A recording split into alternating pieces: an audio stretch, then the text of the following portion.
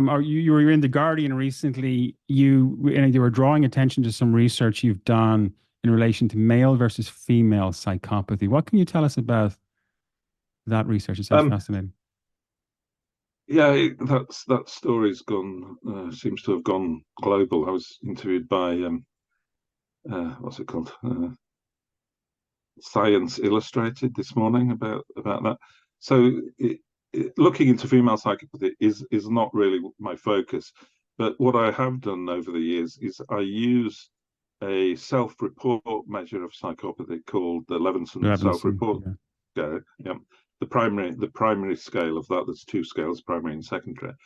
So I argue that I use primary because that coincides more with the type of psychopath you find in organizational settings, and it's supposed to encompass the key underlying characteristics of psychopathy rather than the violent antisocial behavioral manifestations that you find among criminal psychopaths.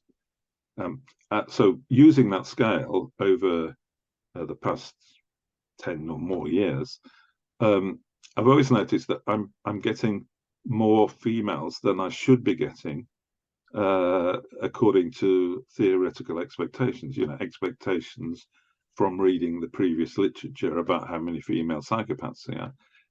So I thought that was interesting. At the same time of mine, sorry, at the same time as that, I have a student, a doctoral student in Australia, who's looking specifically into female psychopaths. So I started to read around the literature and found that there's really no substantial evidence to show that a ratio of 10 to 1 or 6 to 1 or 5 to 1 is accurate at all. This is because, well, for a start, most psychologists, when they do this research, they don't report on incidence levels. So you never find that information from their paper. And the other thing is, hardly anyone, if at all, has done any random samples of the adult population. And it's only really from a random sample that you can get an accurate reading of incidence levels of psychopathy among males and females. So going back to my research, I was finding ratios of 1.2 to 1 male to female rather than the 4 to 1 or 5 to 1 that I was expecting. And I went back through the data from the last 6 quantitative projects that I've done, and it was the same story all the way down. So clearly, we're finding more female primary psychopaths than we ever thought were there, and that has ramifications for spousal abuse issues and child custody issues, and whether we believe female psychopaths, according to the literature I've read, will pose as victims if they think that will get them out of an awkward situation. So if we knew they were psychopathic, then we would know that they were lying about being victims, and so we'd get a better read on the reality of the situation as it was really happening. So knowing how many psychopaths there are in society among both men and women is important for that reason, to give us an accurate reading.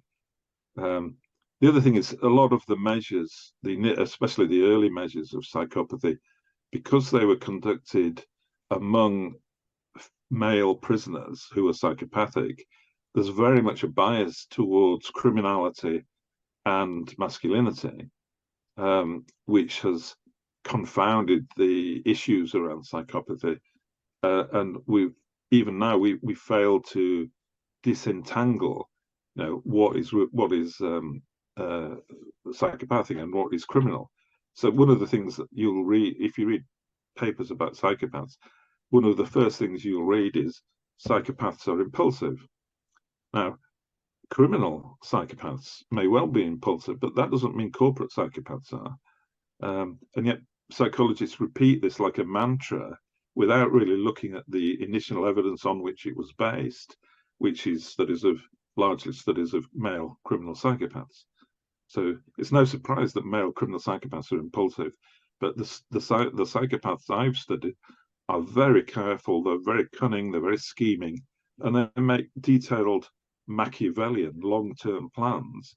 It's like when you're dealing with them, it's like being in a game of chess where you don't even realize that the game is taking place and you are just a little pawn being moved around the board at their whim. So they're not impulsive, the ones I study. And the other thing, you mentioned Machiavellianism a bit earlier. Machiavellianism corresponds and correlates with primary psychopathy to a very high degree. So I think basically when you read the literature, that they're more or less the same person. And I think if we identified Machiavellians and we gave them a brain scan, we'd find they were actually psychopaths. A lot of people would disagree with that statement, by the way, but that is a logical, I think, view of the situation as it is. It's just that we haven't done brain scans on Machiavellians because we think we're talking about different people. You think that female psychopathy would, so you've touched on it, it would express itself differently. They wouldn't have access to the kind of violence, the ability to be violent like males would, for example. So maybe they would express it in their aggression in a different way. Reputation destruction. Yeah, according to the literature, there are some differences. So that it's more of an emotional, relational aggression. So they'd use things like ostracizing people from friendship groups, social exclusion, gossiping and spreading rumors about people. They'd use, instead of male, both sets of psychopaths are promiscuous, sexually promiscuous, and in relationships which have no emotional value to them. It's just for the thrill of it. So male psychopaths would use to do that, would use promises of power and promotion and increased influence to seduce people, to seduce women into bed. Women, on the other hand, would tend to use more seductive flirtation techniques rather than coercion, if you see what I mean. So a lot more subtle. And all female psychopathy would be much more subtle than male psychopathy. So that's one reason why it's not recognized as much as being there. And it's another reason why we don't pick it up on current measures, because current measures are designed, as I said, around criminal male psychopaths, whose behavior is very overt. And if female behavior is much more subtle and overt, sorry, what's the opposite of overt? Anyway, you know what I mean. Discreet, yeah. Then it's harder to pick up and harder to notice. And that goes for bullying as well. Male psychopaths will bully people quite openly in open offices and go right to their face and shout at them and yell at them until they burst into tears. Whereas female bullying would be much more subtle, and it would tend to be more invisible. It'd be more one-on-one. And therefore, when the male gets reported for bullying, there's more people willing to come forward and say, yes, that happened. And that just brings to mind a case I was involved in as an advisor. So it was I won't say who it was. It's in the uniformed services sector, and I was dealing with a junior officer who was complaining about a very much more senior officer who was bullying and potentially psychopathic. And it turned out that when he was reported for bullying, another 29 officers came forward with the same view and said, yes, he bullied me as well. So it was almost like a Me Too moment.